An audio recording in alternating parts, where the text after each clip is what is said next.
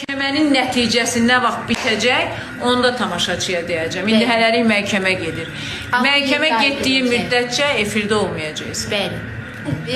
Tortun üzərinə mənim şəkillərimi qoyurlar, paylaşırlar. Bu sənə xoş gəlir, hə? Təbii ki, yəni məni sevənlər deyəndə ki, məni sevənlərdir. Amma mən də istəyirəm ki... Hədiyə də atırlar sənə. Baxıram, başının üstündə taclar qoyurlar.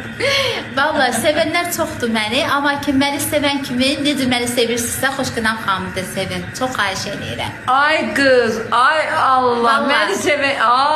Nahidə məsləhət verir ki, məni də sevsin. Təbii ki, əlbəttə ki, mən həmişə məsləhət verirəm. Efirdə mən Akşin üstünə nə qədər getdim. Həqiqətən də, yəni heç kim istəməz ki, ailəsi dağılsın. İstəyirsən barışsın da. Təbii ki, Akşin çünki qarşısında qız uşağı var.